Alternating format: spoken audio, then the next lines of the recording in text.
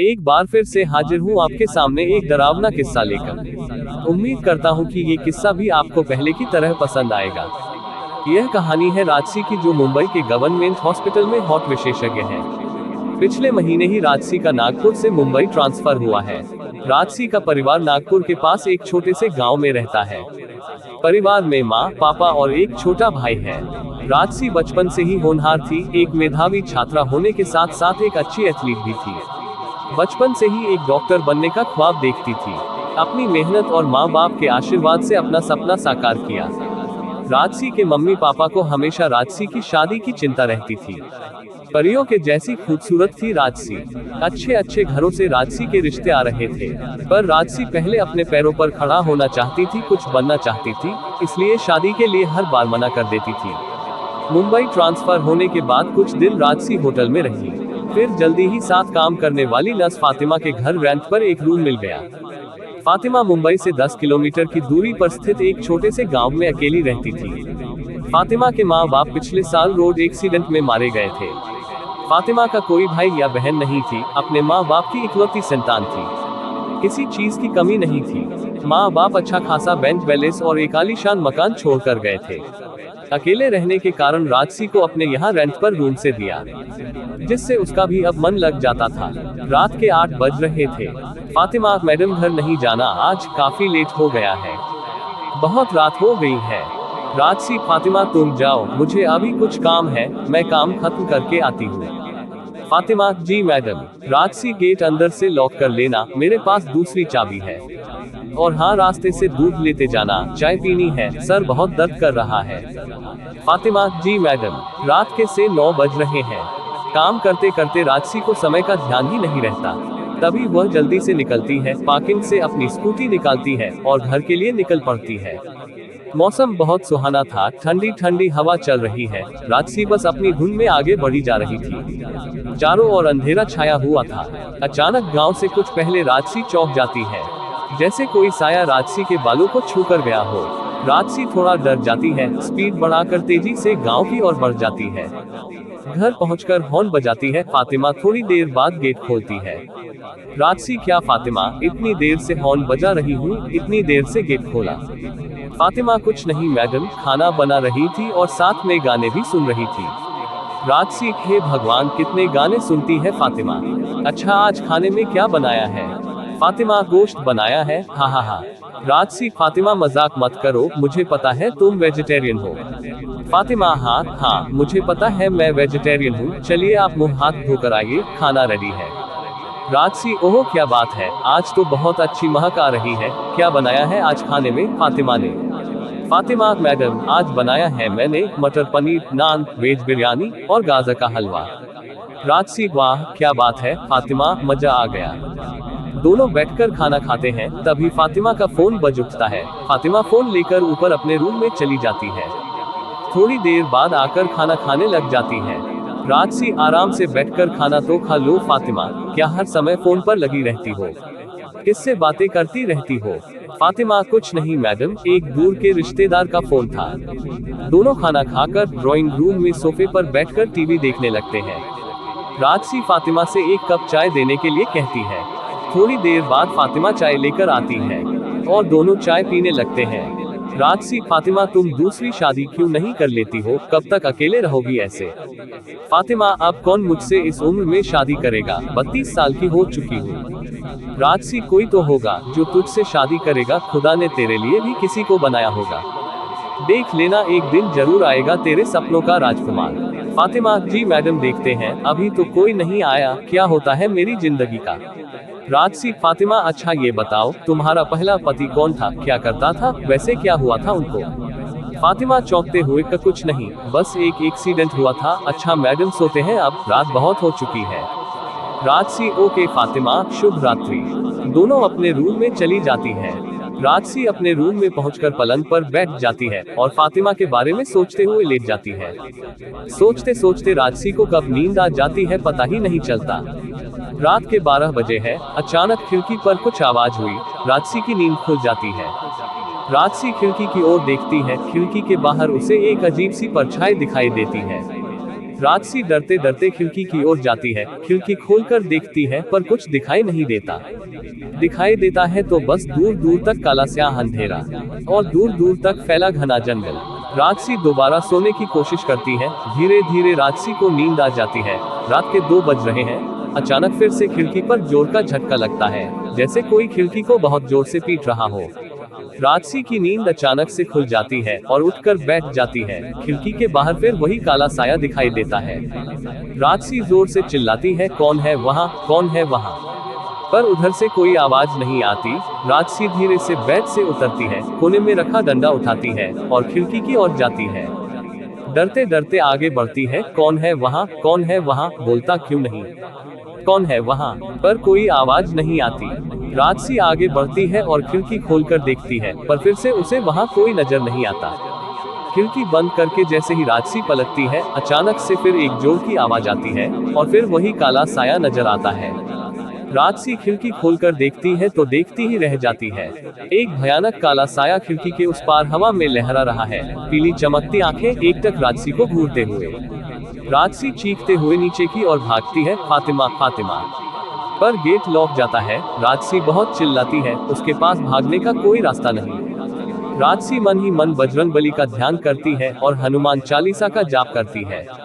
सब कुछ शांत हो जाता है। राजसी उठकर खिड़की की तरफ जाती है, बाहर इधर उधर झांकती है, पर वो साया कहीं नजर नहीं आता। तभी ठीक सामने पेड़ों के झुरमुट में वही साया नजर आता है। देखते ही देखते अंधेरे में गायब हो जाता है। अगली सुबह राजसी लेट उठती है, कुछ शांत दिखाई पड़ रही है। जल्दी से नहाकर नाश्ता करती है और दोनों ड्यूटी के लिए निकल पड़ती है। शाम के 8 बजे है। फातिमा राजसी से पूछती है कि घर कब चलना है। हर बार की तरह राजसी का वही जवाब होता है, तुम चलो मैं आती हूँ। राजसी काम खत्म करके जल्दी से स्कूटी लेकर निकलती है। वही अपनी धुन में राजसी गुनगुनाते हुए जा रही थी कि अचानक जोर का धमाका हुआ। स्कूटी में पंक्चर हुआ था। अब कैसे जाऊंगी घर? वैसे तो पहुंच ही गई हूँ, पैदल ही चलती हूँ। राजसी पैदल ही चल देती है। जैसे ही थोड़ी आगे जाती है तो वही जाना पहचाना हवा का झोंका राजसी के कानों के पास से होकर गुजर जाता है। राजसी डर जाती है, धीरे धीरे कदमों से आगे बढ़ रही होती है। तभी वही रात वाला भयानक साया नजर आता है, जो राजसी से आगे कुछ दूर हवा में लटका हुआ था। वही पीली आंखें, भयानक शक्ल। राजसी के होश उड़ जाते हैं। अब करे भी तो करे क्या करे? सुनसान सड़क, ऊपर से जंगल का एरिया। राजसी आंखें बंद हनुमान चालीसा का जाप करती है। कुछ देर बाद देखती है तो वहाँ कोई नहीं था। जल्दी से स्कूटी को लेकर घर पहुँचती है। फातिमा गेट पर ही खड़ी है। मैडम, आप आज कहाँ रह गई थी? मैं इतनी देर से आपका इंतजार कर रही हूँ। राजसी कहती है, अंदर चलो बताती हूँ सारी बात। राजसी अंदर आकर फातिमा को पूरी बात बताती है। ये सुनकर फातिमा भी डर जाती है और दोनों खाना खाकर सोने चले जाते हैं। राजसी अपने साथ घटी घटना के बारे में सोचते सोचते सो जाती है कि तभी अचानक खिड़की पर तेज आवाज होती है। राजसी उठकर बैठ जाती है, धीरे से खिड़की की ओर बढ़ती है और खिड़की खोलकर देखती है तो वही भयानक साया नजर आता है। राजसी के देखते देखते वो काला साया जमीन पर उतरकर धीरे धीरे जंगल की तरफ चला जाता है।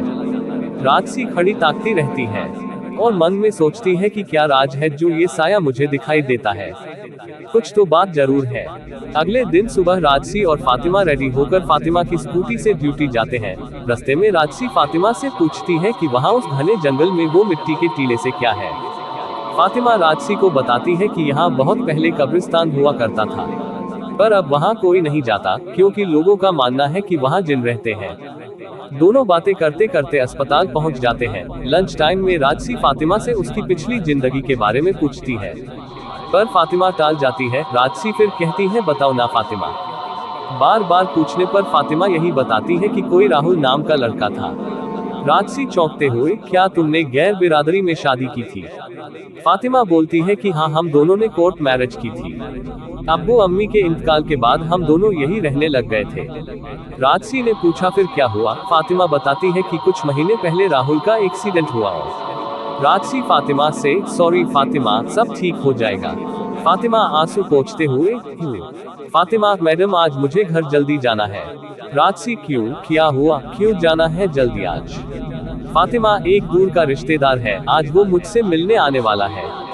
राजसी, ओके चली जाना, मैं किसी और वाहन से आ जाऊंगी। ये कहकर फातिमा चली जाती है। राजसी फातिमा के बारे में सोचते हुए, फातिमा कुछ छिपा रही है मुझसे, पता करना होगा। लगभग रात के से 8 बज रहे हैं। राजसी स्टाफ के बंदे का स्कूटर लेकर घर के लिए निकल पड़ती है। ठीक उसी जगह बिल्कुल एक जोर का धमाका होता है। स्कूटर में पंक्चर हो जाता है। राजसी गिरने से बाल बाल बची। स्कूटर को साइड में लगाकर सड़क के किनारे खड़ी हो जाती है। तभी राजसी के पास से वही जाना पहचाना हवा का झोंका गुजरा। राजसी थोड़ा सिहर सी गई। राजसी ने अपने सामने देखा तो वही काला साया नजर आया, जो धीरे धीरे जंगल की ओर बढ़ रहा था। ना चाहते हुए भी राजसी भी उस साये के पीछे पीछे चलने लगी। मन ही मन राजसी हनुमान चालीसा का जाप कर रही थी और आगे बढ़ रही थी। चारों ओर घना अंधेरा था। झाड़ियां पेड़ों से होते हुए राजसी उस कब्रिस्तान में पहुंच गई। वो काला साया एक कब्र के पास जाकर रुक गया। राजसी धीरे धीरे उस कब्र के पास पहुंची। वहां जाकर देखा तो हैरान रह गई।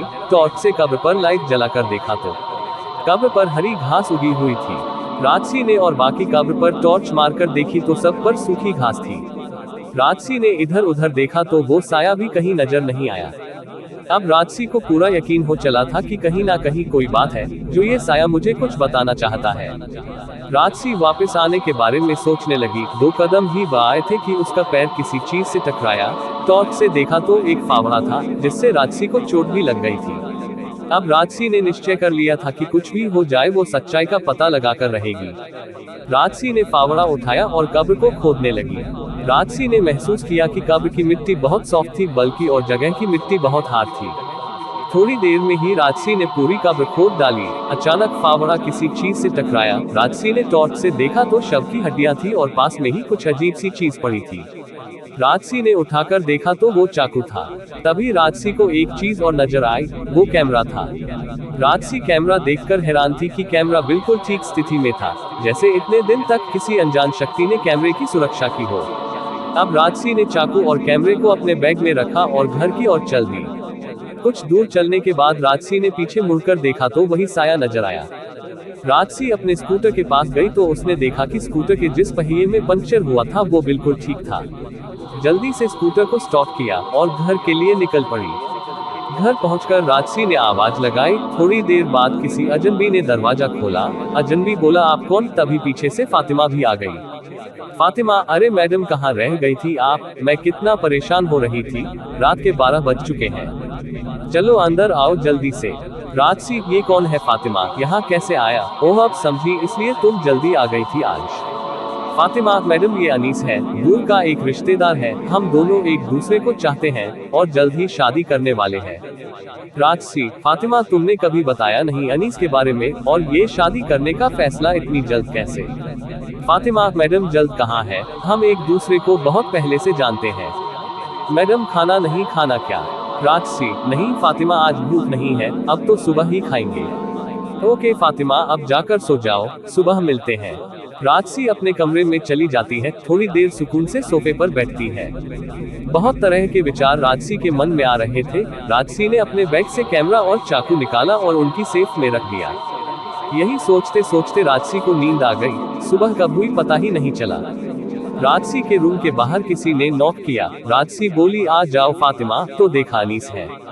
ओह आप? अनीस अजीब सी नजरों से राजसी को देखते हुए बोला, आपको नीचे फातिमा ने बुलाया है। राजसी, आप चलिए मैं नीचे ही आती हूँ। अनीस नीचे चला जाता है। फातिमा, मैडम हम इस संडे को ही शादी कर रहे हैं। वो क्या है ना, अनीस का इस दुनिया में कोई नहीं है, इसको हमेशा के लिए बुला है अपने पास। राजसी, इट्स ऑफ, मुझे क्या प्रॉब्लम हो सकती है? आप दोनों राजी है तो मैं अपना कहीं और देख लूंगी रहने का। फातिमा, नहीं नहीं मैडम, आपको कहीं और जाने की जरूरत नहीं है, आप जब तक चाहे यहाँ रह सकती है। अनीस भी यही चाहता है। राजसी, चलो देखते हैं क्या होता है, जैसी ईश्वर की इच्छा। राजसी नाश्ता करके जल्दी से ड्यूटी के लिए निकलती है। अस्पताल पहुंचकर स्टाफ के ही एक क्लोज फ्रेंड विजय को सब कुछ बताती है। ये सुनकर विजय भी चौंक जाता है। दोनों पूरा मामला पुलिस को बताने का निर्णय करते हैं। विजय अपने जान पहचान के इंस्पेक्टर को कॉल करता है और मिलने के लिए कहता है। दोपहर को इंस्पेक्टर भी आ जाता है। राजसी पूरी घटना इंस्पेक्टर को बताती है। ये सुनकर इंस्पेक्टर भी चौंक जाता है। इंस्पेक्टर उस एरिया के थाना इंचार्ज को कॉल लगाता है और पूरी घटना बताता है। अगले दिन राजसी, विजय और इंस्पेक्टर तीनों उस एरिया के थाना इंचार्ज से मिलने जाते हैं। राजसी विजय और इंस्पेक्टर थाना इंचार्ज से मिलने का इंतजार करते हैं। थोड़ी देर बाद थाना इंचार्ज मिलने आते हैं तो राजसी देखकर चौंक जाती है। अरे राज, तुम यहाँ कैसे? राजसी, तुम यहाँ कैसे? राज तीनों को गेस्ट रूम में ले जाता है चाय पीने के बाद। राजसी, अब बताइए क्या मैटर है?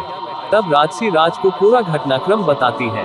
वो कैमरा और चाकू कहाँ है? राजसी अपने पर्स में से कैमरा और चाकू निकालकर राज को देती है। मैं इनको लैब में भेज रहा हूँ टेस्टिंग के लिए, क्या पता कोई सुराग मिल जाए। परसों मिलते हैं, तब तक रिपोर्ट भी आ जाएगी। राजसी विजय इंस्पेक्टर तीनों राज से विदा लेते हैं। विजय और राजसी हॉस्पिटल आ जाते हैं। शाम को राजसी अपने घर चली जाती है। राजसी अपने रूम में लेटी हुई थी। रात के कोई 11 बजे बज रहे थे। तभी राजसी को अनजान नंबर से कॉल आता है। हेलो राजसी, मैं राज बोल रहा हूँ। राजसी, ओ तो आप है, इतनी रात को कॉल की कोई खास बात है क्या? और मेरा नंबर किसने दिया राज आपको? वो विजय से ले लिया था, आपको बहुत जरूरी बात बतानी थी, इसलिए कल आप सभी थाने आ जाए। आपका शक सही निकला, मर्डर का ही केस है। रिपोर्ट आ गई है। राजसी, ओके राज, कल मिलते हैं, गुड नाइट। फातिमा, मैडम इतनी जल्दी में कहाँ जा रहे हैं? नाश्ता तो करते जाइए। राजसी, अभी बहुत जल्दी में हूँ, शाम को मिलते हैं। राजसी, विजय और इंस्पेक्टर तीनों राज से मिलने पहुंच जाते हैं। राज पहले से ही तीनों का इंतजार कर रहा था। राज तीनों को प्रोजेक्टर रूम में ले जाता है, वहां तीनों आराम से बैठ जाते हैं। राजसी, तुम्हारी मेहनत सफल हुई, ये एक मर्डर केस है। सबसे हैरानी की बात तो ये है कि इतने दिनों के बाद भी कैमरे में डिजिटल माइक्रोचिप बिल्कुल सही थी, जिसकी वजह से कातिल जल्द ही पकड़ा जाएगा। राज माइक्रोचिप को अपने लैपटॉप में लगाते हैं और कुछ ही देर में वीडियो शुरू हो जाती है। राजसी, OMG, ये तो फातिमा और उसका बॉयफ्रेंड अनीस है, और ये किसको मार रहे गला दबाकर? कोई फायदा नहीं।